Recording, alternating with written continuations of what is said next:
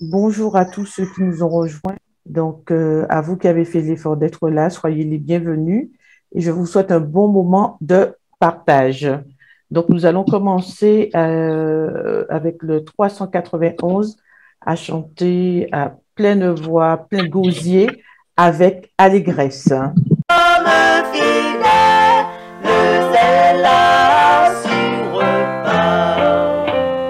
Frères, frères, les cœurs en haut, Jésus nous appelle, il viendra bientôt.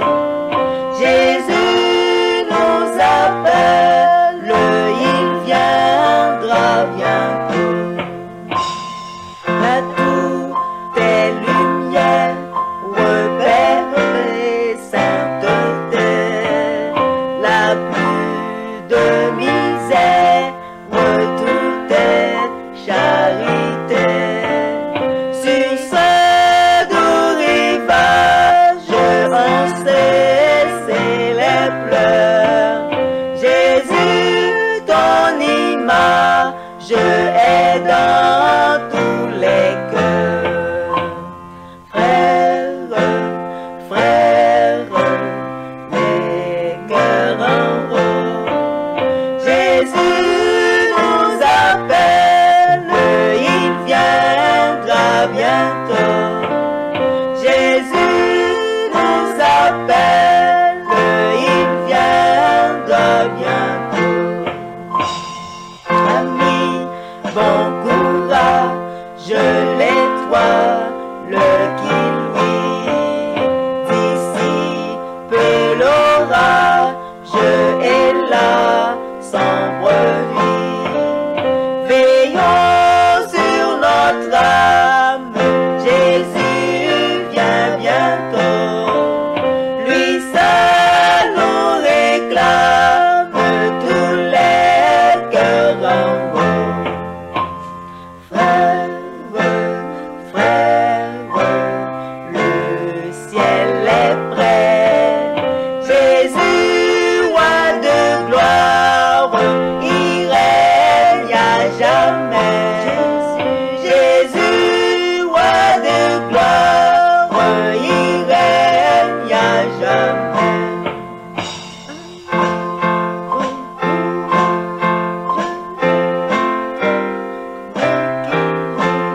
Ami, bon courage. Car Jésus, l'étoile qui luit, peut dissiper l'orage et la sombre nuit. Veillons sur notre âme, veillez sur votre âme, car Jésus vient bientôt. Le ciel est prêt. Jésus, roi de gloire, il règne à jamais. Jésus, roi de gloire, il règne à jamais. Éternel, notre Père, notre Dieu, combien nous te sommes reconnaissants déjà pour nous avoir permis de dormir et de nous avoir permis d'être réveillés en bonne santé. Merci Seigneur pour toute grâce, pour le soleil qui se lève, pour le chant des oiseaux, Seigneur, pour la nature, pour toutes choses, pour l'eau, la mer, pour toutes les mamans, Seigneur, te disons merci Seigneur. Voilà, une nouvelle semaine commence et singulièrement cette nuit de dimanche. Nous te prions ce matin de nous assister par ton Saint-Esprit, Seigneur. Pardonne-nous nos fautes. Efface nos transgressions, Seigneur.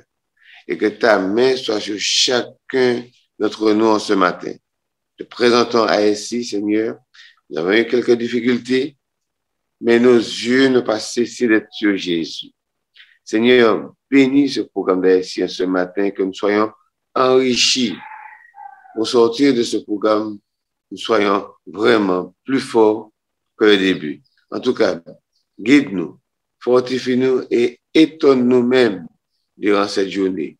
cette pensée que j'ai pour toutes les mamans ce matin, puisses-tu bénir, et je sais qu'il y a plusieurs qui vont faire leur première fête des mères sans maman. Certains, c'est la première fête des mères sans épouse, d'autres sans grand-mère. Mais tu es notre maman.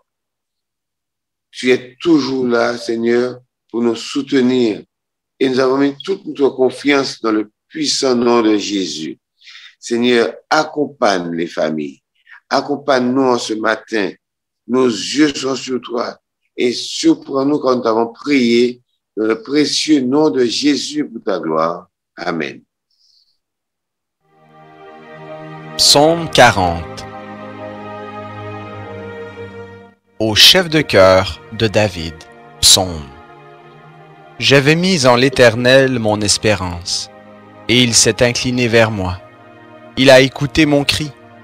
Il m'a retiré de la fosse de destruction, du fond de la boue. Il a dressé mes pieds sur le roc en affermissant mes pas. Il a mis dans ma bouche un cantique nouveau, une louange à notre Dieu. Beaucoup le verront et auront de la crainte. Ils se confieront en l'Éternel. Heureux l'homme qui place en l'Éternel sa confiance et qui ne se tourne pas vers les arrogants et les partisans du mensonge. Tu as multiplié, Éternel, mon Dieu, tes merveilles et tes desseins en notre faveur. Rien n'est comparable à toi. Je voudrais les redire et les proclamer. Ils sont trop nombreux pour être comptés. Tu n'as désiré ni sacrifice ni offrande. Tu m'as ouvert les oreilles. Tu n'as demandé ni holocauste, ni sacrifice pour le péché. Alors je dis, voici, je viens avec le rouleau du livre écrit pour moi. Je prends plaisir à faire ta volonté, mon Dieu, et ta loi est au fond de mon cœur. J'annonce la bonne nouvelle de la justice dans la grande assemblée. Vois, je ne ferme pas mes lèvres, Éternel, tu le sais.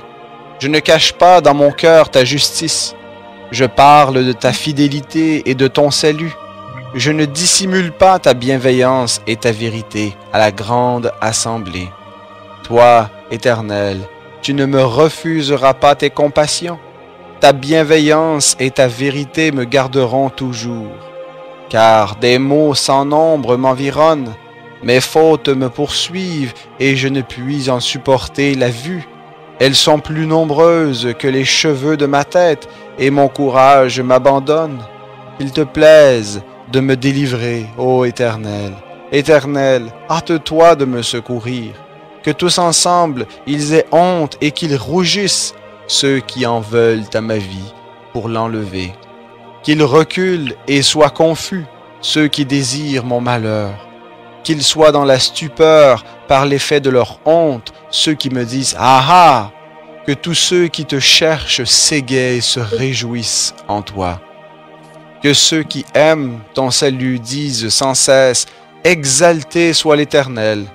Moi, je suis malheureux et pauvre, mais le Seigneur pense à moi. Tu es mon secours et mon libérateur, mon Dieu, ne tarde pas. Un très beau psaume. Je pense que vous êtes plusieurs à vous être reconnus, non, à travers ces supplications, non? Oui? On me fait un petit signe de la main? Ouais? D'accord. OK. En tout cas, nous voulons remercier Dieu d'être notre compagnon de tous les jours, au travail comme à la maison. Et je vais donner la parole à Jean qui va vous souhaiter la bienvenue ce matin. C'est pour nous une opportunité de nous présenter devant le trône du Dieu Tout-Puissant afin de nous ressourcer, afin de nous fortifier. Qu'importe l'adversité que chacun de nous traverse, que ce moment nous apporte la sérénité, nous apporte la force, la sagesse, nous apporte l'intelligence des temps, nous apporte également toute la puissance divine que Dieu a mis à notre disposition et que ce moment de partage soit pour nous vraiment un temps fort et nous permettre d'entamer cette nouvelle semaine avec toutes les ressources divines, avec toute l'immunité divine pour nous protéger avec tout ce que Dieu a programmé pour chacun de nous et que nous soyons des hommes et des femmes avertis, avisés entre les mains du Dieu Tout-Puissant. Les Haïtiens de Guadeloupe, Martinique, Guyane se joignent à moi pour vous souhaiter une cordiale bienvenue. Bienvenue à tous et à toutes. Merci. Avec cette voix gutturale et très radiophonique qu'il nous l'a dite. Merci, Jean. Jean, oui, c'est bien ça, merci Jean.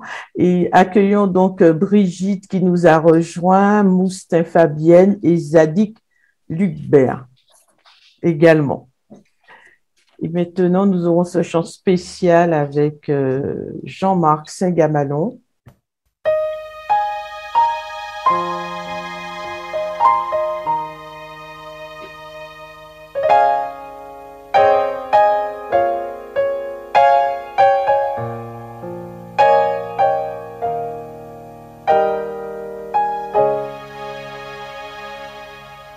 Jésus, tu es mon espoir et ma vie. Jésus, tu es ma puissance et ma force. Tu es le seul Seigneur.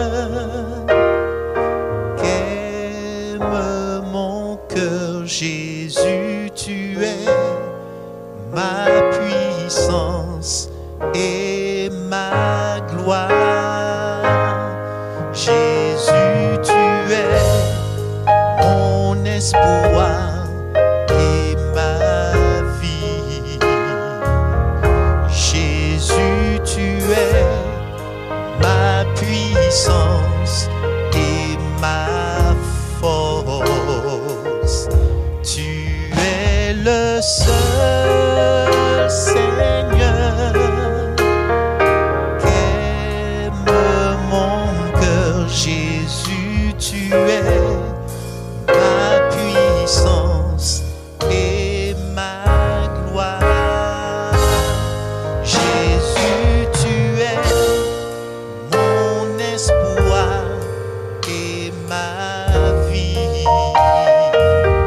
Jésus, tu es ma puissance et ma force. Tu es le seul Seigneur qu'aime mon cœur.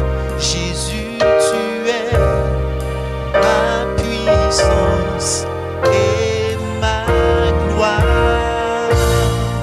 Jésus, tu es mon espoir et ma vie. Jésus, tu es ma puissance et ma force. Tu es le seul Seigneur qu'aime mon cœur. Jésus, tu es ma puissance et ma gloire.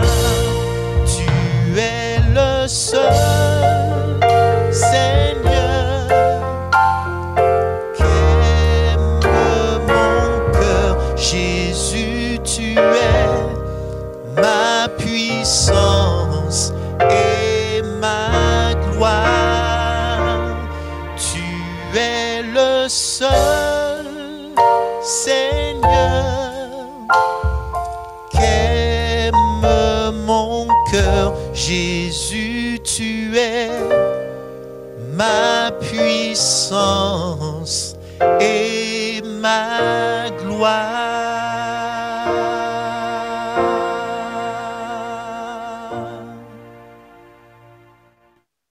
Amen. Jésus, tu es ma puissance et ma Amen. gloire. Amen, Mon amen. seul soutien. Amen, amen, Merveilleux, amen. n'est-ce pas? Ce sont des promesses que Dieu a accomplies envers nous. Et puis, quand on expérimente, eh bien, on peut chanter comme Jean-Marc l'a fait, à s'époumoner, à lui dire non, tu es le top du top, je ne peux rien sans toi. Et Tu es le j'espère meilleur. que c'est le cri de votre cœur à tous. Nous Béni allons soit passer Dieu. un moment de prière avec Jean-Marc et nous disons, Jean-Charles, Jean-Charles, pardon, et nous disons bienvenue à Alain Gillot du Yann. Moment de prière avec Jean-Charles. Ok, merci. Alors, j'ai besoin de 2 personnes pour prier avec moi parce que j'ai 3 sujets de prière. Je voudrais dire une sœur et un frère. Et je serai je serai la 3e personne. Alors, mes sujets sont l'évangélisation. Surtout, je pense à l'évangélisation de Bordeaux, là où je suis. Et je vous dirai pourquoi aussi. J'ai un autre sujet qui est la sanctification et notre relation avec Dieu. Et puis, 3e sujet, c'est le ministère de nos pasteurs. Alors, pourquoi je dis nos pasteurs? Parce que David étant notre pasteur à Bordeaux, et il a été consacré hier, durant la semaine, David Millard, et il nous a aidé beaucoup dans notre ministère, dans l'évangélisation. Alors, je voudrais qu'on prie aussi pour nos pasteurs, ainsi bien que pour lui, parce qu'avec lui, on a eu ce boom pour pouvoir évangéliser sur Bordeaux. Alors, je reprends si je prière, l'évangélisation globale du monde, de la Martinique, dans Haïti, Martinique, Guadeloupe, Guyane, mais aussi pour nous à Bordeaux, parce qu'on a un petit groupe à Bordeaux, ça fait quelques années qu'on fonctionnons, on n'est pas nombreux, et on fait un travail immense. Hier, on est sorti, et à Sabah, on était 7, on a distribué 1500 flyers, et David Milan nous a donné un vrai coup de main dans ce sens. C'est pourquoi je voudrais qu'on prie pour nous, pour que l'évangélisation puisse continuer sur Bordeaux. Bordeaux, il y a 800 000 habitants, très peu d'adventistes. C'est la raison pour laquelle je souhaite que quelqu'un puisse prendre ce sujet. Notre sujet, c'est notre... Qui prend le sujet? Alors, qui c'est? Quelqu'un peut prendre le sujet? Quelqu'un se désigne? Noéma s'est désigné. Ok, Noéma s'est désigné. Deuxième sujet, c'est la sanctification et notre relation avec Dieu. Être connecté, parce que pour évangéliser, il faut que nous puissions être déjà connectés avec Dieu et être sanctifiés. Alors, quelqu'un peut prendre ce sujet-là? Qui le choisit? Donc, des chefs d'entreprise connectés à Dieu, sanctifiés par sa grâce et qui, de ce pas, évangélisent. Jean, je peux te donner le sujet? Jean Holder. Pas de souci pour moi, c'est bon. D'accord. Ok, et puis le troisième sujet, je vais le garder, je vais le prendre. C'est le ministère de nos pasteurs. D'accord. Ainsi bien que notre pasteur à Bordeaux aussi, qui est David Millard. D'accord, ok.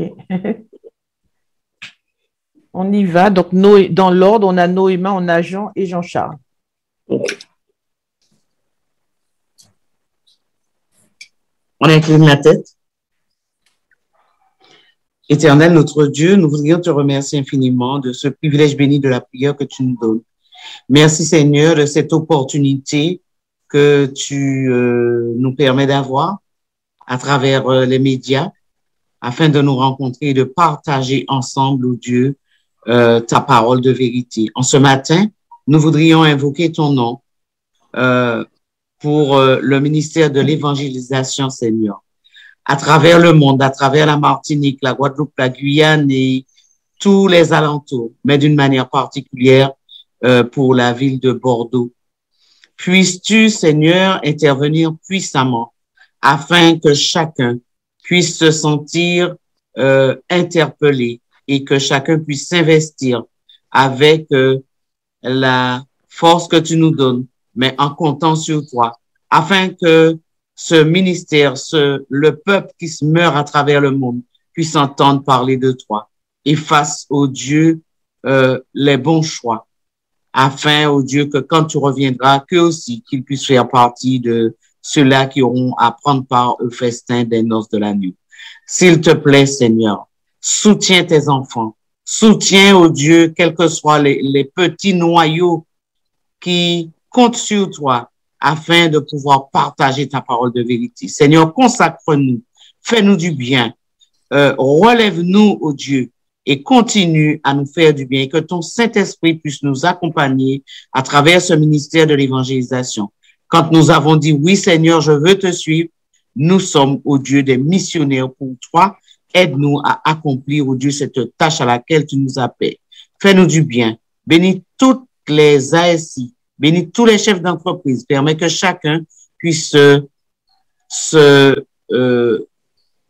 s'investir, oh Dieu, à travers ce ministère, et que ta parole, oh Dieu, soit prêchée dans toutes les entreprises, mais auprès de tous ceux-là que nous côtoyons, et que, oh Dieu, seul ton nom soit béni, soit glorifié, soit exalté. Nous t'avons prié dans le nom de Jésus. Amen. Amen. Amen. Éternel Dieu Tout-Puissant, Créateur des cieux et de la terre, nous voilà, nous, les humains, avec nos faibles possibilités, nous nous présentons devant ton trône de grâce, ton trône d'amour. Nous nous présentons, Seigneur, devant toi, le Dieu Tout-Puissant, le Roi des Rois, le Seigneur des Seigneurs. Nous venons à toi, conscients que nous sommes faibles, conscients de nos lacunes, conscients de nos imperfections, conscients de nos torts, mais sachant tout de même que tu nous as donné le pouvoir de devenir enfants de Dieu. Merci Seigneur pour cette opportunité que tu nous donnes d'œuvrer pour toi, de travailler pour toi, de te représenter. Seigneur, viens établir cette connexion entre le ciel et nous-mêmes, afin, Seigneur, que ta présence en nous soit palpable, afin que ce soit concret. Lorsque nous rencontrons monsieur, madame dans les rues, que nous discutons, qu'ils ressentent ta présence en nous, Seigneur, et que nous puissions témoigner combien tu es grand, combien tu es fort, combien tu es tout-puissant, et combien avec toi, tout est possible. Et tu nous dis dans ta parole, tout est possible à celui qui croit en toi. Seigneur, nous voulons croire et nous croyons qu'avec toi, nous serons des plus que vainqueurs. S'il te plaît, accompagne chaque de nous. Apporte-nous la sanctification dont nous avons besoin et que cette sanctification, Seigneur, nous aide à aller encore plus loin avec toi et pour toi. Bénis ASI. Bénis chaque membre de cette association. Donne à cette association l'impulsion divine afin qu'elle puisse accomplir la mission que tu lui as confiée et que, Seigneur, nous puissions nous présenter devant toi debout quand tu reviendras. Que ta paix, ta grâce nous accompagnent ce matin. Je t'ai prié dans le nom de Jésus, ton Fils, et pour ta gloire. Amen. Amen. Amen. Amen. Éternel, notre Père, notre Dieu, à toi la gloire, à toi l'honneur, à toi l'adoration. Dieu de bonté et de miséricorde, que sommes-nous sinon des faibles pécheurs qui veulent se tourner vers toi, Seigneur, pour t'élever, pour t'exalter, te glorifier, t'honorer. Parce que toi seul, tu es Dieu.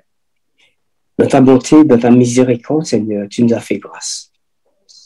Et tu nous as choisis, Seigneur, afin d'être des lumières, le sel qui donne du goût, les lumières qui rayonnent autour de nous pour ceux que nous côtoyons afin qu'ils puissent te connaître. Et Seigneur, tu as choisi parmi nous des hommes que tu as placés dans ton Église afin de paître ton Église, Seigneur. D'autres sont venus parce que tu as agi dans leur vie et ils se sont consacrés à toi en voulant travailler pour toi dans ta vie. C'est la raison pour laquelle, au Père, je les remets tous entre tes mains afin qu'ils s'humilient, qu'ils se laissent conduire par toi, Seigneur. Et que rien d'autre ne puisse venir nuire à cette relation qu'ils ont avec toi. Que la chair ne puisse pas prendre dessus sur l'esprit, Seigneur. Afin qu'entre tes mains, ils soient des hommes qui dirigent, qui conduisent, qui paîtrent ton Église. Oh Dieu, je les remets entre tes mains. Tu les connais mieux que chacun de nous-mêmes. Fais permettre, mon Dieu, qu'ils te soient soumises et fidèles et qu'ils s'humilient en ta présence et qu'ils portent bien haut l'étendard de la croix afin d'annoncer Christ ressuscité et qui revient très bientôt. Sois avec chaque pasteur dans le ministère, c'est mon Dieu, et qui se tournent chaque instant de leur vie vers toi pour entendre et connaître et comprendre de toi comment ils doivent conduire ton Église jusqu'à ce que tu reviennes et que tous les âmes soient sauvées selon ta grande bonté et ta miséricorde. Béni soit leur ministère. Accorde-leur ta grâce. Bannis en eux toute forme de propre suffisance, d'égoïsme, de pensée humaine. Et que seul ton esprit s'élève dans leur cœur afin de te présenter, Seigneur, ce bouquet que tu reviendras, ce peuple qui ont choisi de te servir. Sois avec eux et fais leur grâce, mon Dieu. Je te prie en Jésus pour la gloire de ton Seigneur. Amen. Amen. Amen. Amen. Amen. Amen. Pour ce beau moment de prière et de partage, que nous puissions continuer sur ces thèmes durant le reste de la semaine, voire du mois. Il y a Lysia, notre intervenante aujourd'hui, qui avait souhaité partager avec nous, faire un petit hommage, Maman Doudou. C'est ce que je vous propose d'écouter en attendant notre intervenante. Voilà.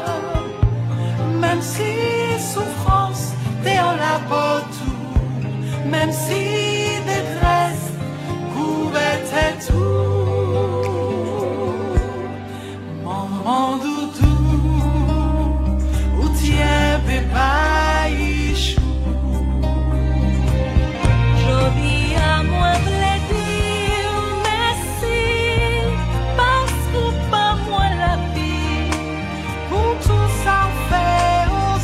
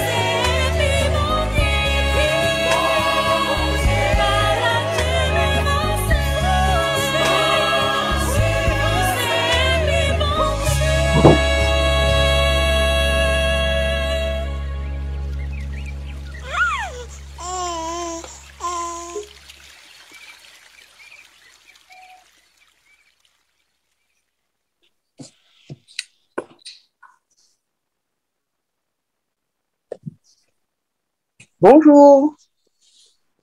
Bonjour Digna. Donc, merci à Lisiane pour ce joli partage. C'est pas pour vous, mais ça m'a rempli d'émotion. Ce chant, cet hommage aux mamans. Alors, tous ceux qui ont leur maman, profitez-en, profitez-en, profitez-en. Tout à fait. Tout à fait. Après, c'est trop tard. C'est clair. On n'a que les souvenirs et heureusement, quand ils sont bons, on peut encore s'y noyer encore un peu. Donc, j'ai le plaisir d'accueillir Digna Bobby ce matin. Bonjour Digna, merci de nous avoir rejoints.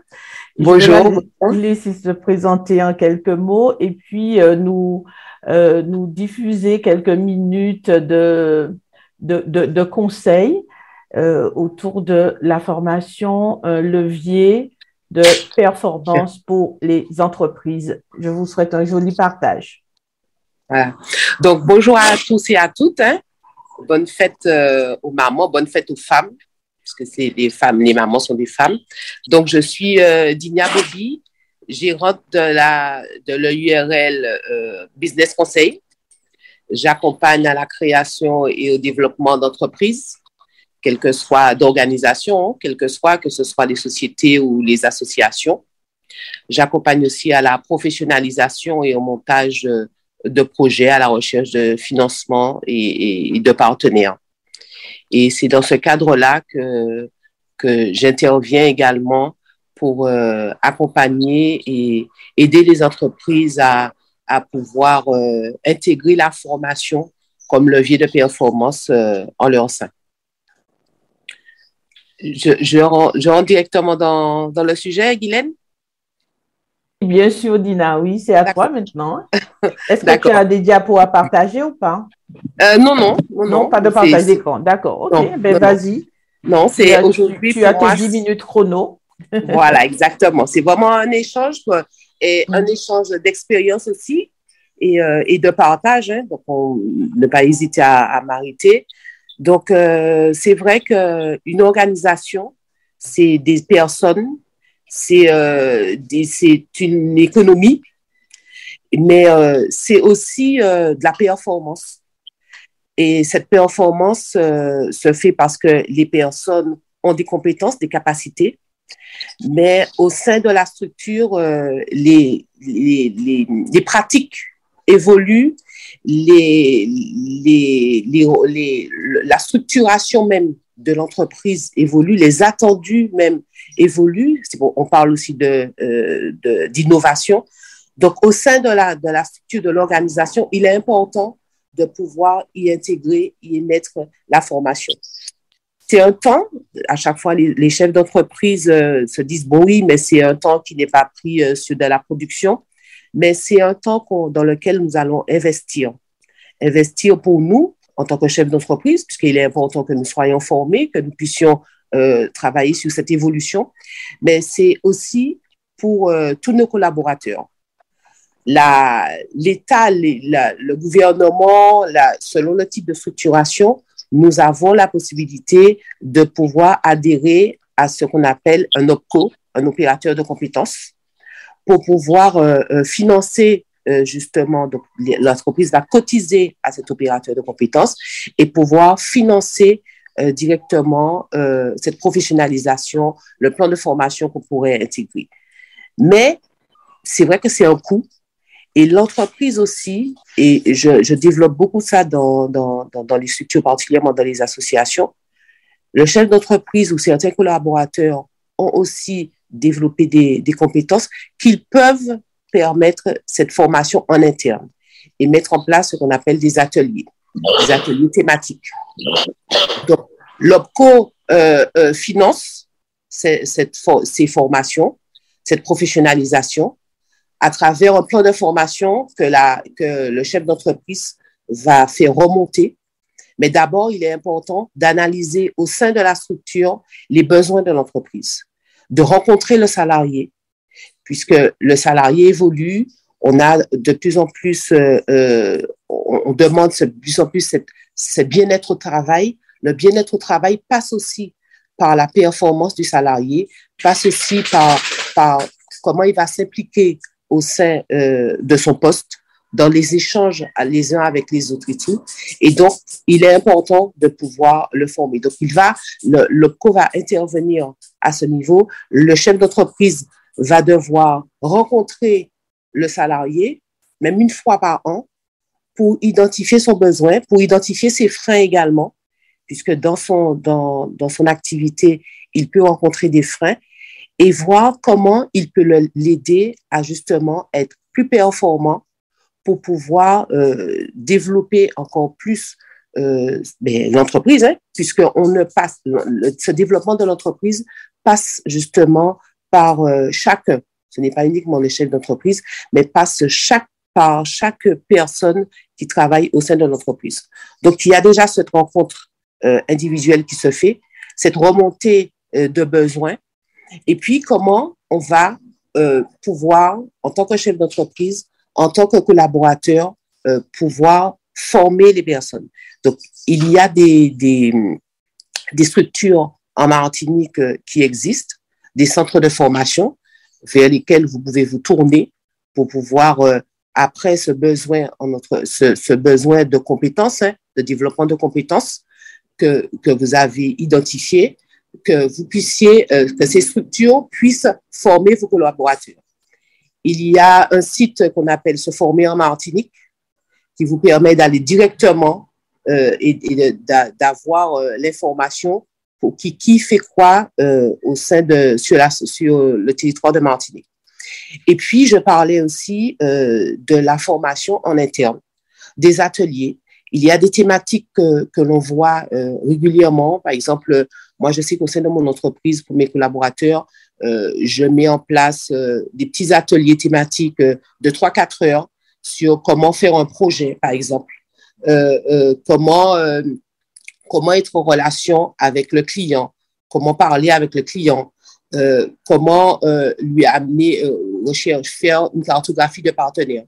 Donc, c'est vraiment toutes ces petites thématiques que nous, en tant que chef d'entreprise, que nous, en tant que collaborateurs qui accompagnons les salariés en interne, comment on va pouvoir identifier les freins et les besoins en formation pour pouvoir performer notre entreprise. Aussi, cela permet également, et c'est pour ça que je parle d'investissement, on sait bien que ça a un coût. Ça a un coût au niveau de l'OPCO, ça a un coût au niveau du centre de formation, mais ça a un coût aussi au niveau du temps que nous allons prendre. puisque même si nous n'allons pas dépenser directement auprès d'un centre, mais nous allons prendre du temps pour informer, former, partager. Mais c'est un coût qui nous permettra d'investir dans notre entreprise, de nous positionner sur le marché, que ce soit en Martinique, dans la Caraïbe ou ailleurs, de pouvoir mieux répondre à nos clients et puis de pouvoir être plus à l'aise aussi dans notre fonctionnement, dans nos capacités. Je ne sais pas si là j'ai 10 minutes, je ne sais pas si j'ai pas regardé le temps. Donc pour moi c'est vraiment important. On le voit tous les jours. J'organise des ateliers justement auprès des structures et je les pousse justement à former leurs collaborateurs, puisqu'il y a des outils, il y a aussi des aides. Dans le cadre du plan de relance, l'État a mis en place des aides pour pouvoir justement permettre à l'entreprise d'avoir les moyens financiers pour pouvoir former, pour pouvoir investir, pour pouvoir justement développer et innover. Donc, il y a le plan de relance, mais il y a, selon le type d'activité, de structure, il y a d'autres financements, et puis il y a des appels à projets aussi que vous pouvez répondre. Et justement, dans ces appels à projets, intégrer ce temps de formation pour vos équipes, puisque c'est un coût. Voilà. Je ne sais pas si, Guylaine, est-ce qu'il y a des questions par rapport à... Tu as balayé. J'aimerais juste préciser que c'est une disposition légale, le fait de rencontrer ses salariés une fois par an et de faire le point. Donc, cette évaluation est une obligation légale. Et comme tu l'as dit bien, pourquoi la formation, c'est un outil de performance pour toutes les raisons que tu as données. Si on a un personnel formé, notre entreprise ne pourra qu'être performante parce qu'on pourra répondre à les marchés, répondre correctement à nos clients et les salariés seront dans ce bien-être aussi. Parce que quand on n'est pas formé, on peut vivre cela comme une maltraitance parce qu'on n'a pas les outils qu'il faut pour travailler correctement. Et donc, est-ce qu'il y a des questions? Bien simplement, on pourra prendre une petite minute pour un échange d'expérience, quelqu'un qui a fait une très belle expérience dans de la formation au sein de son établissement.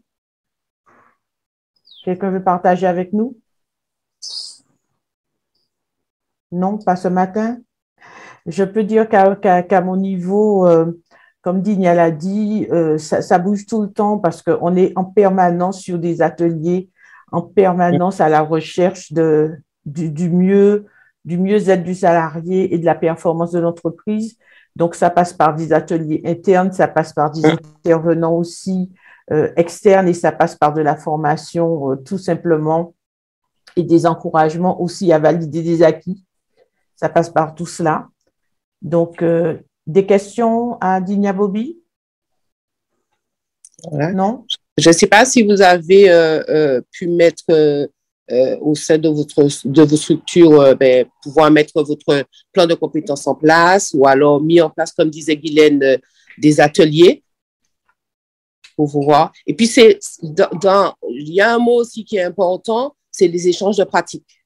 Ouais. C'est-à-dire que c'est vrai qu'à travers des échanges de pratiques, des temps où nous échangeons sur nos pratiques, les collaborateurs, même aussi en faisant intervenir des intervenants externes, travailler sur les pratiques permet quelque part de se former et de faire évoluer les pratiques, d'être plus performants. Parce que c'est vraiment important ce côté échange de pratiques aussi, puisqu'on a quelquefois certaines interrogations, certaines souffrances, Guylaine l'a dit, et le fait de changer avec quelquefois nos pairs nous permettent d'avoir cet autre regard sur ce que nous faisons et de voir que nous ne sommes pas seuls également, parce que c'est ça aussi, c'est que nous ne sommes pas seuls également et donc et de pouvoir avoir l'expérience de l'autre pour pouvoir évoluer. Merci Dinadi. Est-ce que tu peux définir le plan de compétences pour les uns et les autres, ceux qui ne sauraient pas avant que nous nous quittions?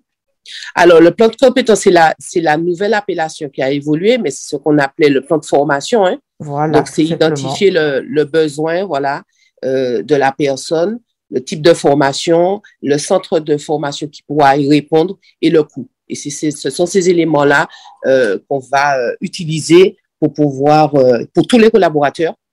et pour pouvoir faire remonter à l'OPCO ou bien même si la structure finance en interne pour pouvoir financer ces formations.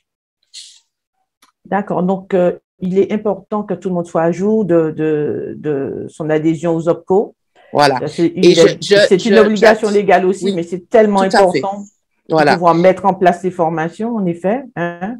Voilà. Et en fait, avant, on parlait d'OPCA. Donc, peut-être il y a cette ancienne appellation. Oui. On disait OPCA et maintenant, ça a évolué puisque maintenant, on dit OPCO, quoi. Voilà, tout à fait. Il y a des OPCO pour les différentes branches. Hein.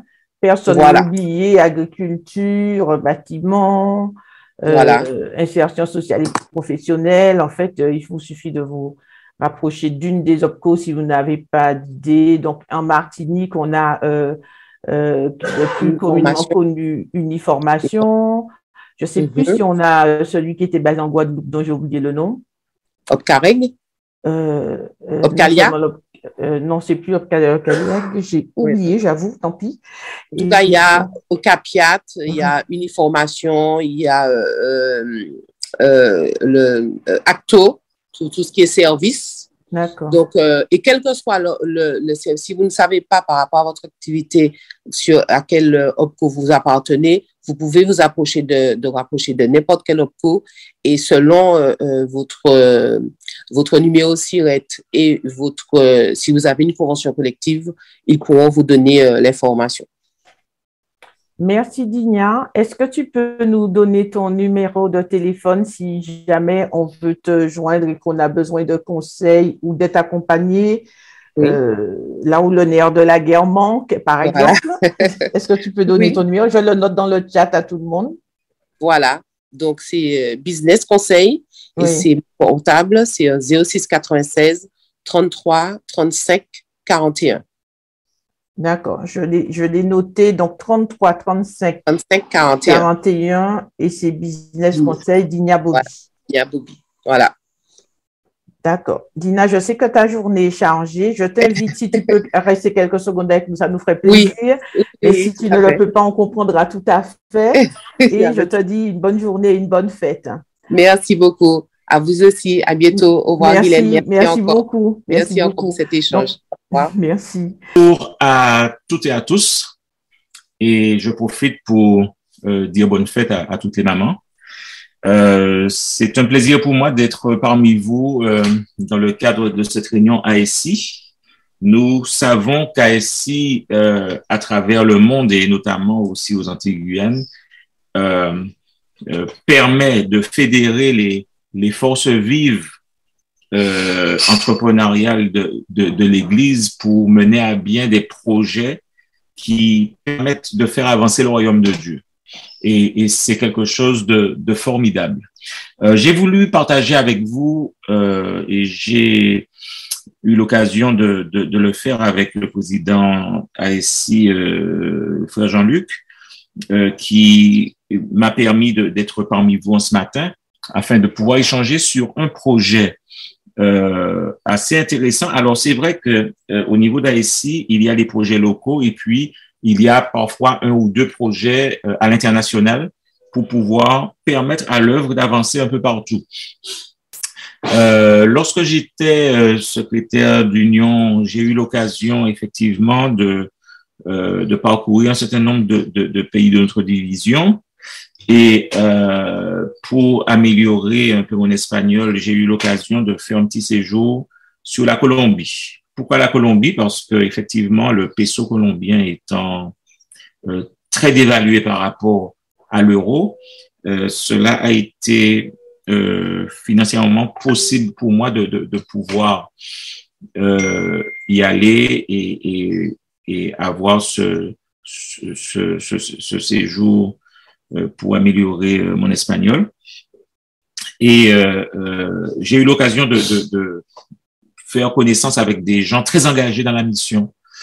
Et du reste, nous avons eu l'occasion de recevoir, je crois que c'est en 2018, lors du festival de musique qu'avait qu'avait organisé le frère Medeuf, un pianiste concertiste colombien international. Il s'agit du frère Pereira Santos. Mais son épouse est dans l'éducation. Yannette Pereira Santos, elle est dans l'éducation. Elle a eu l'occasion aussi d'être mon professeur. Et en ce moment, elle dirige une école dans une localité où c'est la seule influence adventiste. Et cette école a du succès, mais cette école a aussi de grands défis. Alors, je vais, sans plus tarder, pour gagner du temps, partager avec vous. J'ai fait un montage des éléments qu'elle m'a envoyés pour partager avec vous. Alors, je vais d'abord partager le courrier qu'elle a envoyé et qui permet alors je l'ai traduit, hein. Alors, est-ce que l'on voit le courrier en question? On voit l'écran, mais il faudra choisir le courrier pour qu'on l'ait en pleine page. Voilà. On l'a? Là maintenant. OK. Donc, très chers amis, et donc ça, c'est en date du 20 février de cette année. Par la présente, nous voulons vous remercier pour votre énorme contribution au développement de l'école adventiste de Puerto Tejada. La contribution que vous faites permettra à l'école de continuer à s'améliorer et à remplir la mission de prêcher la parole par l'éducation. Tout ce que nous faisons pour l'amélioration de l'école a un impact direct sur nos étudiants, sur leurs parents et sur toute la communauté de Puerto Tejada. Merci pour votre contribution. Nous vous informerons et vous montrerons comment l'argent que vous avez donné a contribué au développement de l'institution. Que Dieu vous bénisse et vous protège. Donc, Puerto Tejada se trouve dans l'État du Cauca, qui se trouve au sud-ouest de la Colombie. Alors, je vais tout de suite vous montrer par les images le projet et les besoins de cette école. Alors, n'ayez pas peur des chiffres que vous voyez parce que ce sont des chiffres en pesos. Pour vous donner un ordre de grandeur, 1 euro, c'est 4200 et quelques pesos. Donc, vous allez voir que quand vous verrez les chiffres qui vont vous faire avoir les yeux ronds, lorsque vous ramenez ça en euros, ce n'est pas beaucoup. Alors, tout de suite, je partage avec vous le projet. Pasteur Milan, est-ce que ton diaporama tient dans 5 minutes? Oui, oui. D'accord, très bien. Je vais éviter les commentaires et aller. D'accord.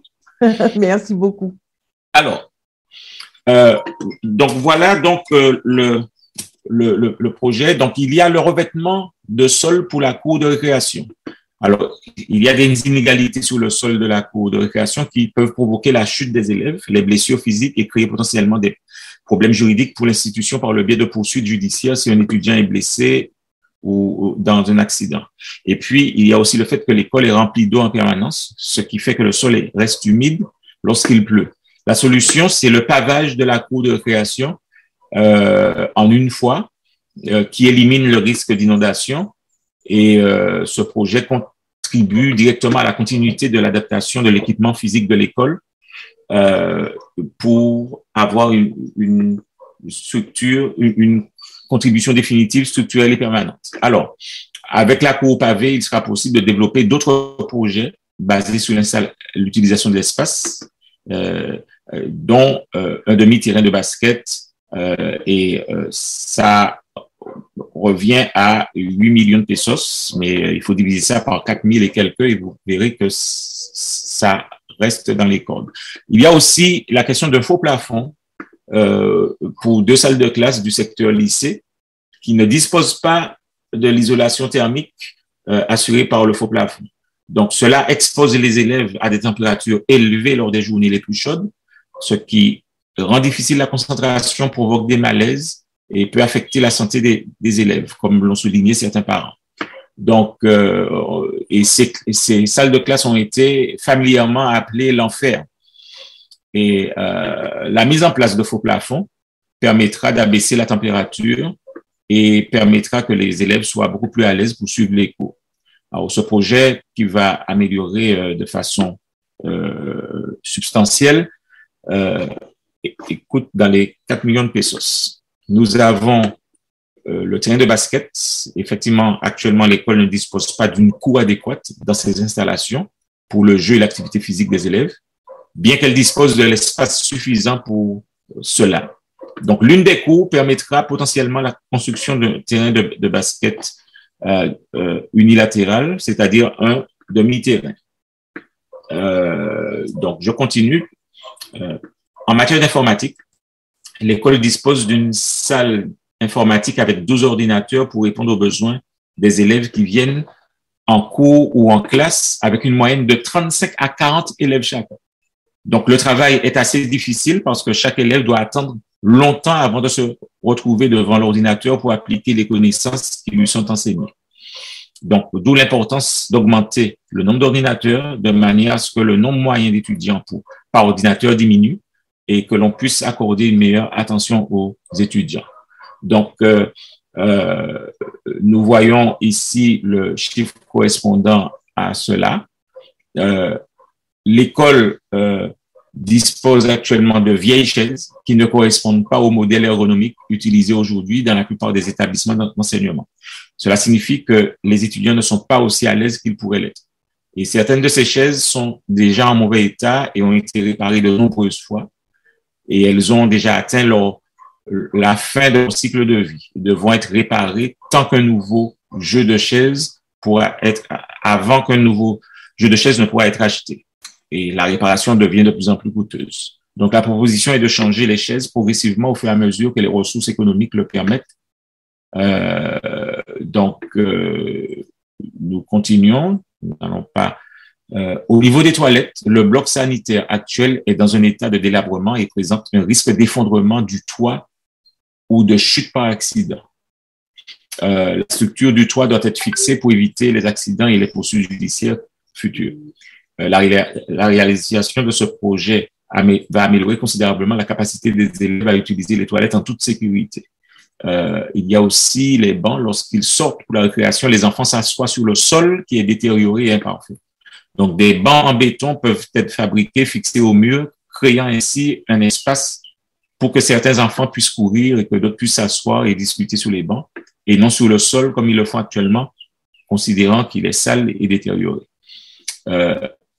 Donc, l'état de l'école après la pluie, donc avec de l'eau de ruissellement un peu partout, les enfants en maternelle, un total de 27 enfants. Vous voyez un petit peu l'état dans lequel ça se trouve.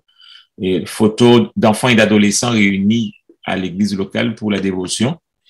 Donc, c'est une école qui a quand même un grand impact sur la communauté. Photographie d'enfants de 3e année de l'école primaire. C'est une classe avec une chaleur excessive. 48 étudiants là-dedans. Donc, pour vous dire que donc l'école, c'est une école qui est reconnue, qui a tout ce qu'il faut pour pouvoir, pour pouvoir être accompagnée et pour qu'elle puisse accomplir sa mission. Donc, pour pouvoir un petit peu résumer ce que nous avons dit, je partage avec vous simplement ce dernier document. Alors, voilà le projet de don. Cher ami, il est nécessaire de paver la cour de l'école. 1. 2. Il est urgent de poser un faux plafond dans 2 salles de classe. 3. Il est nécessaire de rénover les toilettes. 4. Il est nécessaire d'avoir plus de chaises. 5. L'école a besoin de demi-terrain de basket. 6. Il est essentiel d'acheter des ordinateurs. Cela représente environ 12 millions de pesos colombiens. Alors, je vous donne tout de suite l'équivalent. La conversion. La conversion. Alors, voilà, ici. Donc, 12 millions. Alors, j'ai été encore ce matin sur le site pour actualiser la conversion. 12 millions de pesos colombiens en euros. Cela représente 2846,13 euros. Puisque 1 euro, c'est 4216 pesos colombiens. Donc, en fait, ils ont besoin, pour pouvoir faire tout le projet dans son ensemble, ils ont besoin de 2846 euros. Ce qui représente 12 millions de pesos colombiens. Et effectivement, en tant que projet à l'international, pour pouvoir permettre à cette école qui est justement le seul centre d'influence adventiste dans cette ville, de pouvoir rayonner et de pouvoir permettre à tous ces enfants, parce que l'enseignement est de qualité. L'enseignement est de qualité, est reconnu, mais les conditions ne sont pas réunies. Et si les conditions sont réunies, eh bien, cela permettra à l'Évangile de faire un bond et de permettre à beaucoup de parents de vouloir inscrire leurs enfants, des enfants qui, de retour à la maison, ramènent les valeurs qu'on leur a enseignées. Voilà un petit peu, mes frères, ce que j'ai voulu partager avec vous en ce matin. Donc, je ne sais pas. Alors, est-ce que tu peux nous écrire dans le chat pour aller vite, s'il te plaît, le contact, qui est le contact pour tous ceux qui ont entendu aujourd'hui et pour ceux qui veulent partager. Donc, nous transmettre le contact pour répondre à cette demande de don. Oui. Alors, la proposition que je ferais pour plus de transparence serait, puisque j'ai déjà transmis à Jean-Luc tous les papiers officiels de cette école, avec le contact bancaire, etc., et tout ce qu'il y a. Moi, j'aurais suggéré que KSI puisse. Alors, je ne sais pas si Jean Holder. Donc, attends, Pasteur Millard, ce que je propose, on n'a vraiment plus beaucoup de temps. Si c'est fait, tout le monde a entendu l'annonce aujourd'hui, il faudra rester à l'écoute de nos informations, de nos mails, de nos WhatsApp. On va faire passer l'information par ce biais-là. C'est ce que je propose. Et moi, je propose que les dons puissent être faits au niveau d'ASI et qui va... On fera le point dans ce sens-là. Voilà. Et que à ce moment, lorsque les fonds seront réunis, il y aura ce transfert et il y aura bien sûr, à ce moment, dans ce partenariat, il y aura les photos des travaux et toutes les réalisations qui ont été faites. D'accord. Pour que l'on puisse voir exactement ce qu'a fait cet argent. Donc, on va laisser rapidement la parole à Lisiane en la remerciant donc d'être des nôtres, et je crois que c'est Noéma qui va nous la présenter brièvement. Et bienvenue, Lisiane. Merci. À ce moment de prière et de partage.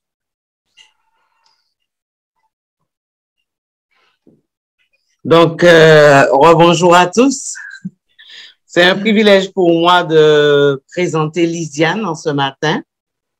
Lisiane Monteil, qui est une animatrice, une collaboratrice d'Espérance FM, notre radio sur 91.6. Donc, Lisiane est une jeune femme, je dirais, voilà, qui a 2 garçons, voilà, qui sont adultes, je dirais. Et elle est une technicienne, une productrice, une responsable des bénévoles au sein de notre radio, Espérance FM. Et elle est salariée depuis 3 ans. Mais sinon, elle est bénévole depuis plus de 10 ans au sein de cette structure. Et voilà, donc elle a une formation en organisation d'événements, donc dans l'événementiel. Et voilà, aujourd'hui, elle est salariée de la structure Espérance FM et aujourd'hui, elle a le privilège de partager avec nous la méditation du jour. Donc, c'est avec plaisir que je lui souhaite au nom des ASI la bienvenue et que Dieu la bénisse dans ce moment de partage avec nous. Bien, merci à tous. Bonjour tout le monde. Bonjour Lisiane. Bonjour Lisiane. Bonjour, bonjour. Donc, on va commencer en priant. Merci Seigneur pour ce moment de partage. Que ton Saint-Esprit nous accompagne et ouvre notre esprit et notre intelligence pour nous rapprocher toujours plus près de toi. Te demandons ces grâces au nom de Jésus. Amen. Alors aujourd'hui, le titre de la méditation, les projets de Dieu pour vous, ou Dieu a-t-il déjà mis un projet dans votre cœur? Nous ne pouvons pas nous imaginer à quel point nous sommes aimés de Dieu. Chaque jour, ses regards bienveillants sont sur nous. Et son amour nous accompagne. Dieu est Dieu, il est souverainement élevé. Et il lui a plu de venir habiter dans notre cœur et cela me réjouit. Cela nous montre combien son amour pour nous est grand et combien il désire également que nos vies soient réussies et que nous soyons bénis. Dieu est extraordinaire. Je sais que, tout comme moi, vous le savez. Et je me réjouis de tous ces projets, de tous les projets qu'il a mis en nous et de tous les projets qu'il a pour nous. Dieu nous demande de chasser de nos pensées tous nos mauvais souvenirs d'échecs qui bien souvent nous conduisent à penser de nous-mêmes que nous sommes incapables et nous empêchent d'aller de l'avant. Mais Dieu nous dit qu'un nouveau départ est possible pour chacun d'entre nous. Si vous le désirez, si vous avez la foi dans le Seigneur Jésus, une nouvelle vie peut commencer. Ne considérez pas votre vie comme étant une vie de misère, mais regardez-la comme Dieu la voit. Il a mis son espoir en vous et ses projets ne sont que bonheur. Il veut faire de vous des champions qui vont de victoire en succès. Je suis heureuse d'imaginer par avance tous les sommets que nous atteindrons avec Dieu à nos côtés. Je vais vous raconter une petite histoire. Le titre est « Qu'est-ce qui se cache derrière la porte bleue ?» Une maman raconte « Un beau matin, l'une de mes filles m'a annoncé qu'elle avait un grand projet. Elle venait de faire un rêve magnifique qui lui avait inspiré une idée. Du haut de ses 5 ans, elle s'est alors lancée dans un discours enthousiaste me racontant ce qu'elle prévoyait de créer. En résumé, elle voulait peindre la porte de sa chambre en bleu ciel, puis suspendre un énorme cœur rouge. Juste dessous, elle placerait les lettres de son prénom peintes de toutes les couleurs. Pour agrémenter le tout, elle installerait une flèche en bois sur laquelle serait inscrit « Jésus t'aime ». La maman dit « J'ai eu un petit moment de doute quant au résultat final de ce projet. Trop de couleurs et trop de babioles, j'allais devoir résister à cette fillette déterminée qui planifiait déjà chaque étape de sa création. Avez-vous aussi un grand projet, un rêve que Dieu a déposé dans votre cœur qui semble de prime abord un peu difficile à réaliser? Généralement viennent dans ce genre de défi le doute et la crainte d'échouer. La bonne nouvelle est que nos réussites sont en Jésus. Il a tout gagné, tout accompli et vaincu lors de sa venue sur cette terre. Et grâce à Jésus, nos doutes, nos peurs et nos inquiétudes ne devraient plus nous arrêter. Je me suis longtemps demandé comment cette vérité s'appliquerait dans notre quotidien et dans les projets que Dieu formait sur notre vie. Alors, vous vous demandez peut-être, continue la maman, si j'ai une porte bleue à la maison. Ma fille a évidemment réussi à me persuader. Le résultat n'était pas exactement comme elle l'avait imaginé et j'ai dû m'investir plus que prévu dans son projet. Mais cette porte était à l'image de ma fille, théâtrale, pleine de vie et d'imagination. Et au final, la créativité qu'elle avait osé utiliser dans son projet donnait envie d'ouvrir la porte de son cœur pour découvrir les autres idées surprenantes qui s'y cachent. Dans Jérémie 29, verset 11, il est écrit « Car je connais les projets que j'ai formés sur vous, dit l'Éternel, projets de paix et non de malheur, afin de vous donner un avenir et de l'espérance. » En tant que parents, nous avons la possibilité d'offrir à nos enfants la même couverture. D'une expérience à l'autre, nos enfants découvriront les talents que Dieu a mis en eux, mais aussi ceux qu'ils auront à développer.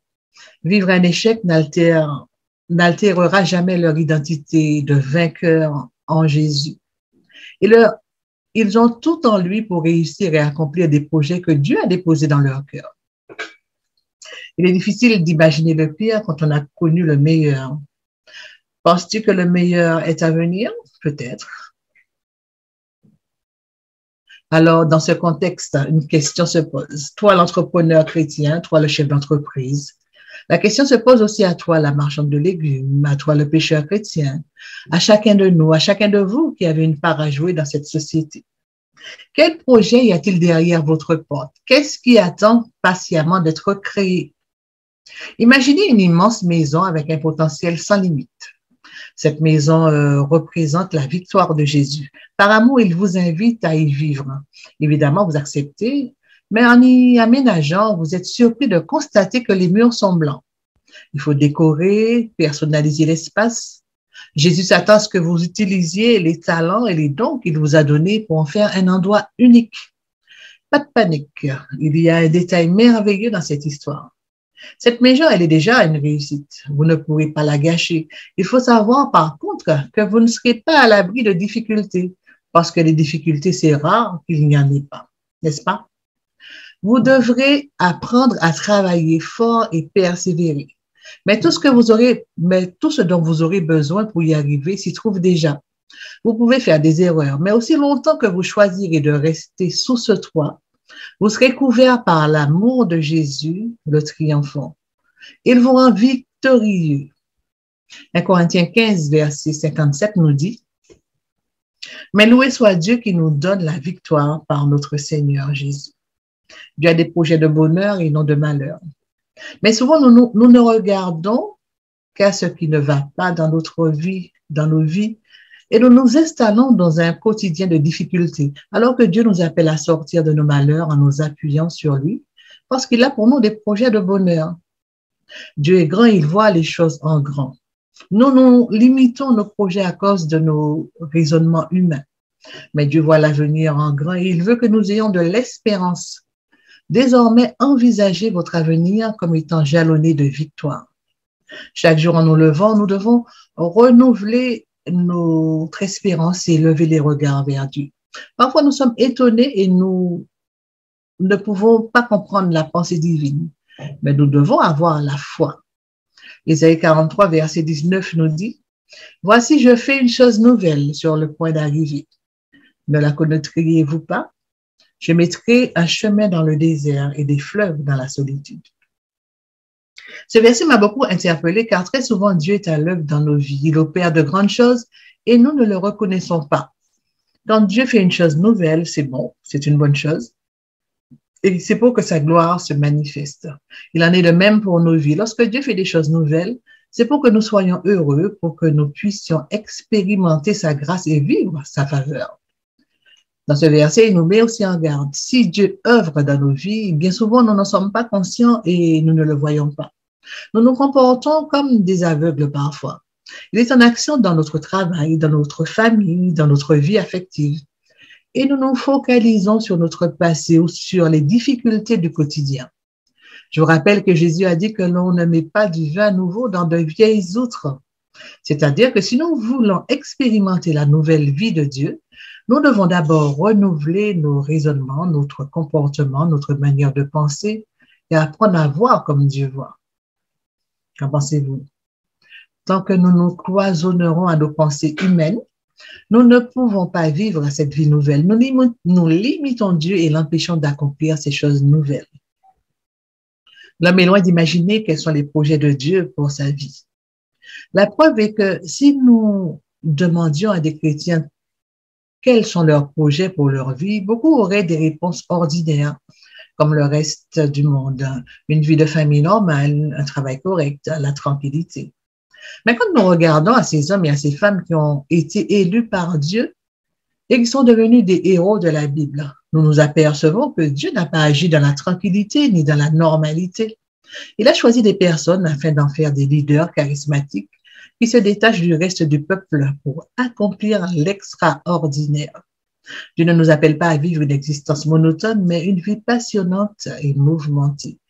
Ces projets sont des projets de bonheur et non de malheur, et il nous invite à espérer en lui. Faisons-nous confiance à Dieu? À une époque, donner sa parole était suffisante car les personnes étaient de parole. Mais aujourd'hui, la confiance est une qualité qui se perd. Mais Dieu qui est fidèle, et comme sa parole ne ment pas, il est digne de confiance. Même si cela n'est pas facile tous les jours, cela n'a pas toujours été évident pour les disciples de faire confiance à Jésus. Lorsqu'ils traversèrent la tempête à bord d'une barque, ils ont eu peur de sombrer alors même que Jésus était à leur côté.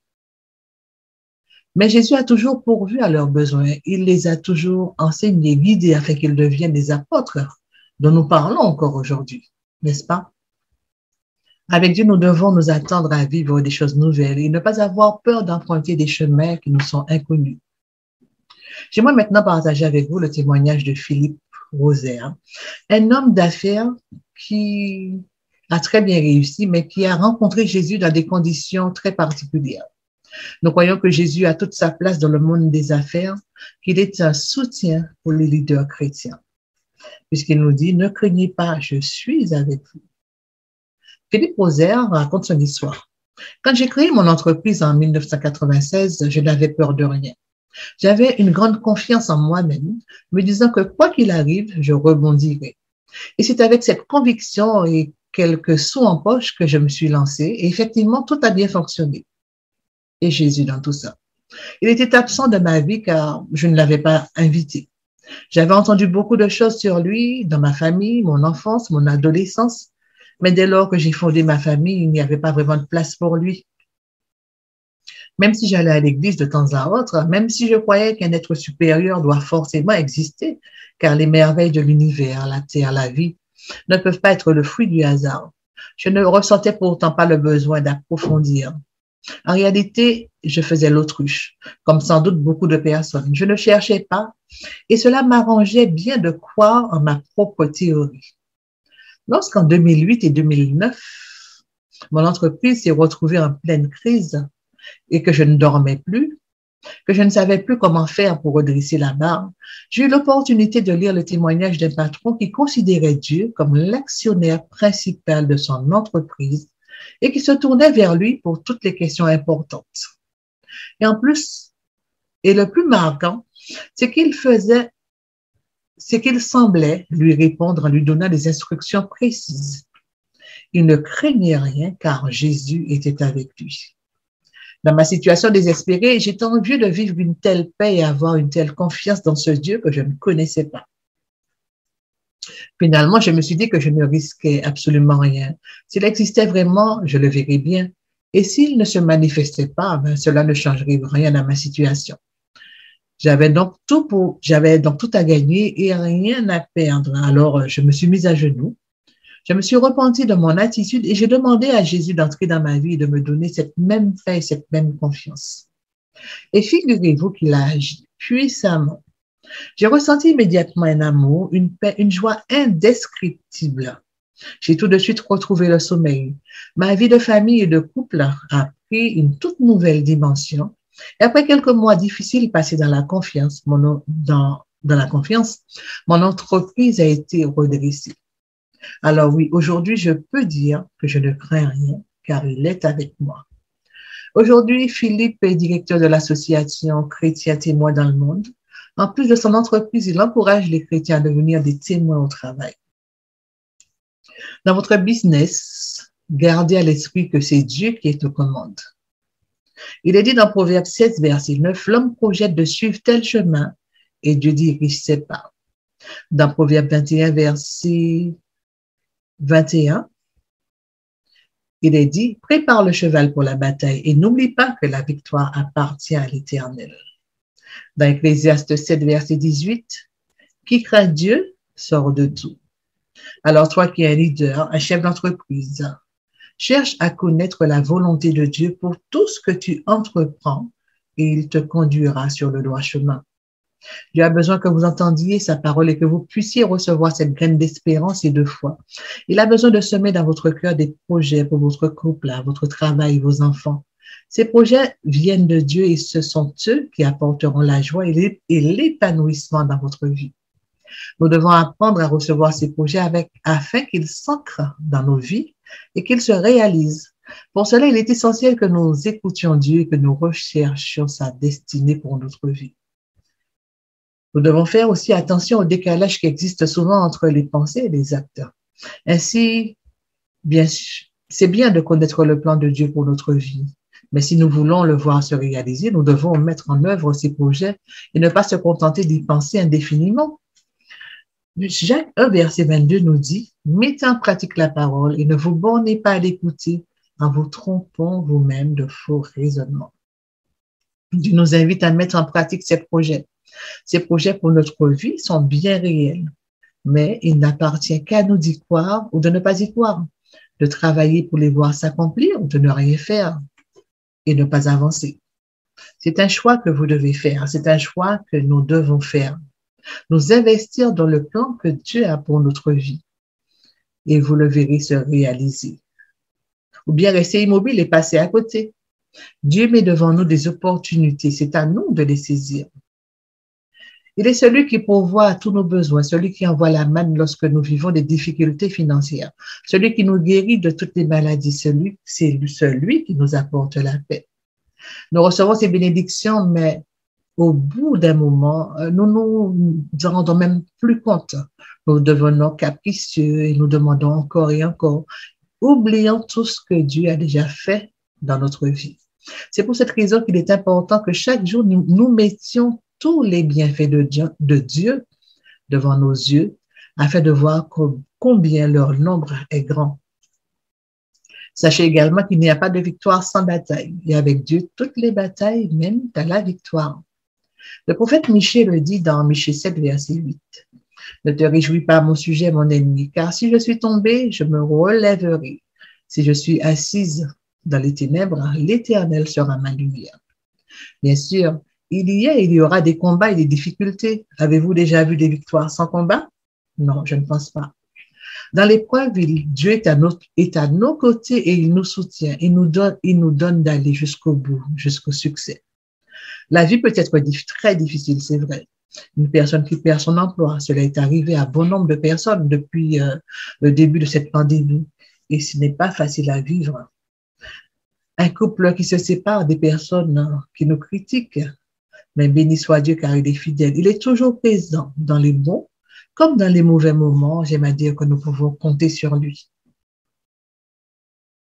Dans Exode 14, verset 13, Moïse répondit au peuple, « Ne craignez rien, restez en place et regardez la délivrance que l'Éternel va vous accorder en ce jour. Car les Égyptiens que vous voyez aujourd'hui, vous ne les verrez jamais plus. » N'est-ce pas formidable de pouvoir compter sur Dieu?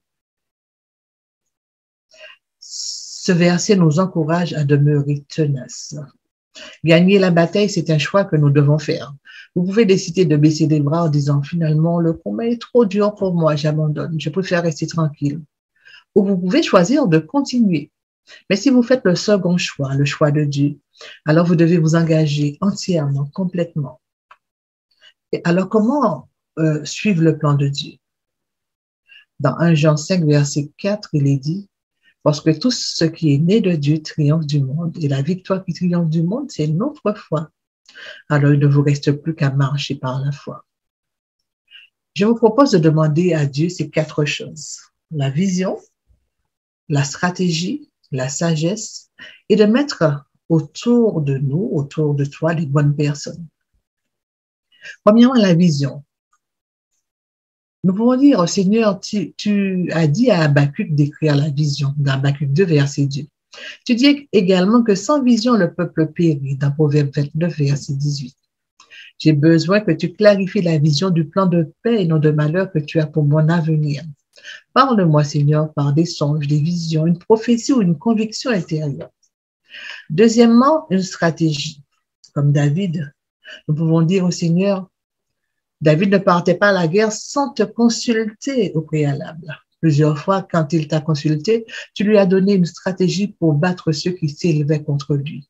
Comme David, je viens vers toi afin que tu m'inspires, me donnes une stratégie qui me permette non seulement de me démarquer dans mon domaine, mais de vaincre l'adversité. Troisièmement, nous pouvons demander à Dieu la sagesse. Dieu, dans sa richesse infinie et voulant que nous soyons comme lui sur terre, n'a jamais été contre le fait que ses fils et ses filles puissent avoir de l'argent. L'argent est et sera toujours important aussi longtemps que nous sommes sur terre parce qu'il y a des choses terrestres pour lesquelles il nous faut avoir de l'argent, comme par exemple faire des études, trouver de quoi se vêtir, manger, etc. Donc, il n'y a pas de mal à chercher à avoir de l'argent. Il est très important d'avoir une chose qui vaut plus que l'argent et qui te permettra de bien gérer ton argent. Cette chose n'est rien d'autre que la sagesse. Et dans le psaume 111, verset 10, voilà pourquoi la Bible nous dit que la crainte de l'Éternel est le commencement de la sagesse. Par moments, quand nous avons beaucoup d'argent, nous prenons des décisions sans même mesurer les conséquences parce que nous avons plus confiance à résoudre tout avec notre argent. Mais la sagesse te protégera en te permettant de prendre de bonnes décisions. Quand tu as de la sagesse, tu seras toujours conscient de la grâce de Dieu, au point où tu pourras affirmer « J'ai tout ce que j'ai que par la grâce de Dieu ». Ce texte, tu peux le trouver dans 1 Corinthiens 15, verset 10. Et pour finir, mettre autour de toi, mettre autour de nous les bonnes personnes. Dans Proverbe 24, verset 6, qui dit « Il me faut de bonnes directives pour faire la guerre et que la victoire tient au grand nombre de conseillers. » Je ne prétends pas tout connaître, au contraire, Seigneur. Pour cette raison, c'est ce que nous pouvons dire à Dieu, pour cette raison, je te demande de m'entourer de personnes qui pourront m'aider, me guider dans le plan que tu as pour ma vie et le projet que tu as déposé dans mon cœur. Dieu a de grands projets pour votre vie. Il ne veut pas que vous viviez dans la désolation, emprisonnés par votre passé. Il a un avenir merveilleux pour chacun de vous. Cet avenir, cherchez-le, recherchez la volonté de Dieu et mettez votre vie en accord avec ce que Dieu désire pour vous. Dieu veut vous élever. Dieu veut que vous éleviez vos pensées à la hauteur des siennes afin que vous puissiez voir et vivre tout ce qu'il a prévu pour vous. Ses pensées sont grandes, ses projets merveilleux et il veut que nous les vivions. Dieu désire que vous soyez libre aujourd'hui. Il vous demande d'oublier le passé, de recommencer à zéro s'il le faut. Avec lui, aujourd'hui, arrêtez de vous torturer sur les erreurs du passé. Cessez de penser que vous ne méritez rien de bon. Vous êtes un enfant du Dieu Tout-Puissant. Alors commencez à vivre aujourd'hui. Commencez à vous regarder comme Dieu vous voit, comme le champion qu'il a l'intention de faire de vous en vous créant. Je ne sais pas pour vous, mais moi, il m'arrive de me dire, Seigneur, je ne ressens rien, je me demande même si tu es bel et bien avec moi. Dans ces moments-là, mes émotions me jouent des tours, c'est vrai. Elles tendent à étouffer ma foi. C'est peut-être aussi votre cas. Mais aujourd'hui, décidez de proclamer avec force et assurance que Dieu a fait de vous son enfant. Vous marchez dans la puissance de son esprit. Et ce même si vous ne vous sentez pas à la hauteur, ne laissez pas vos émotions étouffer la voix de Dieu, celle qui nourrit votre foi. Allez avec la force que vous avez, vaillant guerrier, vaillant guerrière. Ne soyez pas effrayés par toute l'agitation qu'il y a autour de vous. Car ceux qui sont avec vous sont plus nombreux que ceux qui sont contre vous.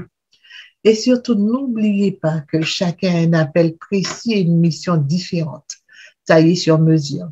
En tant qu'enfants de Dieu, nous marchons avec Jésus, nous sommes des sources d'eau vive. C'est le Christ qui le dit dans Jean 7, verset 38. Celui qui croit en moi, des fleuves d'eau vive couleront de son sein, comme dit l'Écriture. Mais celui qui boira de l'eau que je lui donnerai n'aura jamais soif. Et l'eau que je lui donnerai deviendra en lui une source d'eau qui jaillira jusque dans la vie éternelle. Alors aujourd'hui, chers leaders, chers entrepreneurs, chers amis, ne laissez plus l'ennemi, ni les circonstances, ni le passé, ni même votre propre miroir vous faire oublier ce que Jésus fait en vous. Vous n'êtes pas n'importe qui, vous êtes son enfant. En cela, vous êtes qualifié pour laisser jaillir la vie de son esprit qui rafraîchit et qui restaure. Vous savez, l'œuvre que le Père fait en vous, il veut le faire aussi au travers de vous. Alors laissez Jésus aimer les autres au travers de vous. Peut-être que comme moi, il vous arrive de perdre des batailles, mais Jésus-Christ a déjà remporté la guerre. Sa victoire est notre victoire, votre victoire. Relevez la tête, retroussez vos manches et allez à la conquête du territoire que Dieu a pour vous. Je termine avec cette pensée. L'amour que vous manifestez invite les autres à vous aimer en retour. La joie vous donne la force de surmonter les difficultés. La paix vous aide à éviter les querelles. La patience vous permet de rester heureux, même dans les épreuves. La bienveillance vous rend attrayant. La bonté de votre part incite les autres à vous venir en aide quand vous en avez besoin. La foi vous donne l'assurance que Dieu vous guide avec amour. La douceur vous procure la tranquillité du cœur, de l'esprit et du corps. La maîtrise de soi vous permet de commettre moins d'erreurs. Que Dieu bénisse chacun et surtout, n'oubliez pas que Dieu vous aime. Voilà, c'était ma méditation pour vous ce matin. Amen. Amen, amen, amen, amen. Amen. Ce riche partage, cette riche méditation. Je vais inviter donc chacun à garder, et moi j'ai retenu que mon avenir est jalonné de victoire, donc je vais partir sur ça pour cette semaine. Donc, qu'importe ce qui arrivera, un avenir jalonné de victoire. Donc, les résultats ne peuvent être que positifs. J'espère que chacun s'est approprié une part de cette méditation. Je vais donc inviter Alain Rigelo à prier pour nous. Et est-ce que Martin est encore là? Je suis là. Tu es là et je vais te laisser le mot de la fin en très peu de mots. Et nous allons avant tout dire, parce que vous avez vu, peut-être qu'on est sur YouTube, donc remercier tous ceux qui nous ont rejoints sur YouTube. Il y a quelques personnes et nous sommes contents de savoir 22 personnes que vous avez pu nous rejoindre et que vous n'avez pas pu participer à ce moment d'échange. Donc, la prière avec Alain, les remerciements avec Martin, et puis on pourra chacun partir sur le chant de Jean-Marc, le dernier chant. Merci beaucoup à tous. Père éternel, nous te remercions pour ce moment d'étude et de consécration avec toi, cette rencontre matinale qui nous fait beaucoup de bien. Et nous voulons et nous croyons que tu nous as parlé à chacun d'une manière ou d'une autre et nous avons compris que tu souhaitais notre bonheur, que tu avais un projet pour nous d'avenir, un projet exceptionnel et non un projet minimaliste. Nous croyons que si nous adhérons à ce projet, que nous serons plus que vainqueurs. Amen. Nous voulons, Père éternel, que tu puisses nous aider à avoir confiance en toi. Nous voulons, Père éternel, dès à présent, puisque tu nous le dis, que nous pouvons faire de grandes choses avec toi. Nous voulons, Père éternel, aujourd'hui, réaliser cet amour et cette ambition que tu voudrais que chacun de nous puissions y adhérer. Nous voudrons aujourd'hui, Père éternel, te demander de réaliser le projet que tu as pour chacun de nous, avec sagesse, intelligence, perspicacité, courage et aussi volonté, Père éternel. Que tu puisses, Père éternel, mettre autour de nous de bons conseillers, de bons partenaires, de bons, Père éternel, collaborateurs, en sachant que tu es le collaborateur par excellence, celui qui doit nous diriger. Nous sommes tout simplement les gérants des projets que tu as mis dans nos cœurs, que nous puissions, éternel, comprendre que nous avons besoin de toi dans tout ce que nous aurons à faire. Projet aussi de nos familles, car si nous ne sommes pas bien dans nos familles, si nous ne sommes pas bien aussi dans l'entreprise que tu nous as confiée. Nous voulons être bien aussi avec toi, dans notre relation avec toi. Car sans cette communication permanente, nous ne saurions arriver, éternel, à élaborer et à organiser, éternel, tous ces projets que tu as mis à notre disposition. Bénis chacun de nous. Bénis chaque mère de famille, éternel, car sans leur collaboration, sans leur conseil, sans leur amour, leur abnégation, leur patience, leur courage, nous ne saurions, Père éternel, te faire plaisir, nous saurions, Éternel, être heureux. Merci pour les épouses que tu as mis à nos côtés, afin que nous puissions, Éternel, prospérer à tous égards. Car nous avons besoin, Éternel, de nos épouses et nos mères aussi, pour ceux qui l'ont encore. Aide-nous, Éternel, à faire du bien autour de nous et nous à ne pas penser qu'à nous. Nous avons un projet que le pasteur Millard a mis à notre connaissance, que chacun de nous puissions donner notre part, afin que l'œuvre aussi en Colombie et partout ailleurs puisse prendre de l'expansion. Bénis, Éternel, cette école et tous les professeurs, tous ceux qui sont des administrateurs et tous ceux qui œuvrent de ce point du monde, et aide-nous, Éternel, d'être sensibles à cet appel. C'est la grâce que nous te demandons. Non pas une seule te prie, mais dans ton Fils Jésus. Amen. Amen. Amen. Eh bien, j'aimerais remercier toutes les personnes qui ont assisté à notre rencontre mensuelle, à notre rencontre de prière ASI.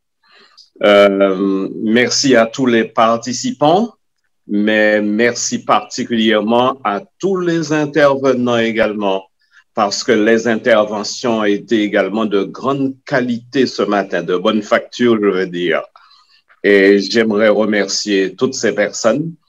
Et puis, je crois que ça nous a permis de découvrir Lisiane également. Merci particulièrement à Lisiane. Franchement, nous avons été hameçonnés, en quelque sorte, par le sujet qui était d'une profondeur exceptionnelle. Donc, merci à toutes et à tous. Une très bonne journée à chacun. Bonne fête à toutes les mamans. Et puisse le Seigneur continuer à nous diriger. Amen. Merci. Merci, Amen. Merci beaucoup. Alors, à toi, Jean-Marc. Non, si vous parlez là pendant le temps. Merci, Jean-Marc.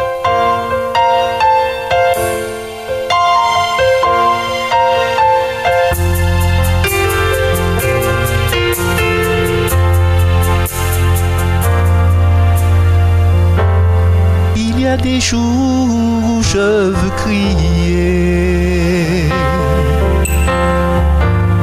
mais je n'ai de force que pour pleurer.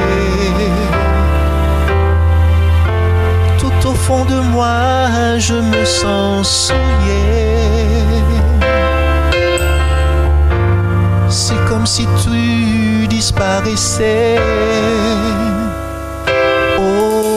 J'ai dû te faire mal, ne pensant qu'à moi. Je me sens si faible, alors pardonne-moi. Je reviens vers toi.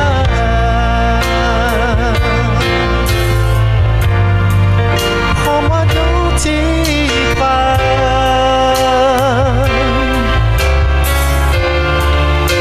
J'ai besoin de toi, viens et restaure-moi.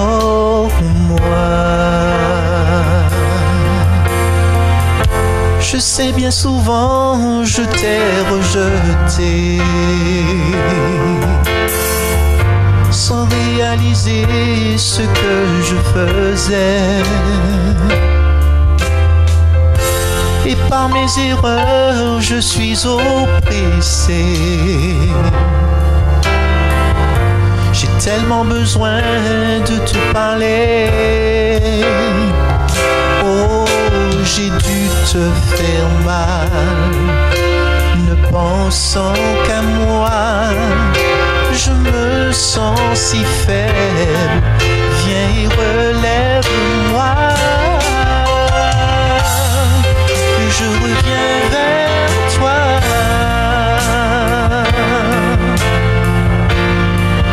Prends-moi dans tes bras.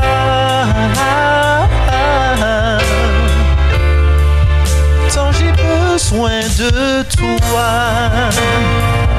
viens et restaure-moi.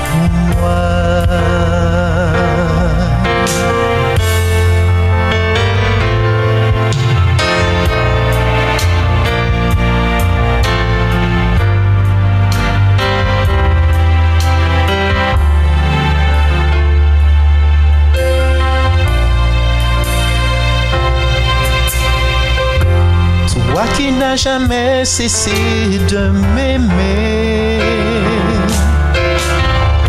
toi qui connais mon cœur et ses secrets, viens me remplir de tout ce que tu es, pour qu'enfin je sois libéré.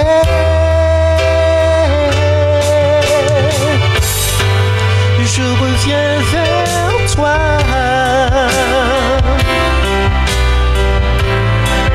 Prends-moi dans tes bras.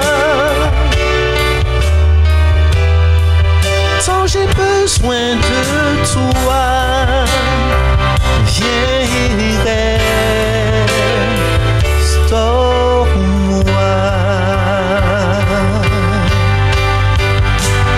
Je reviens vers toi.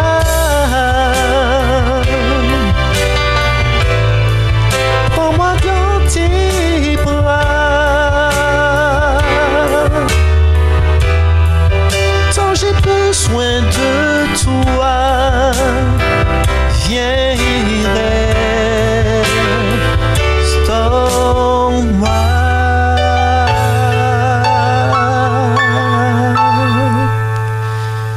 Viens et restaure-moi.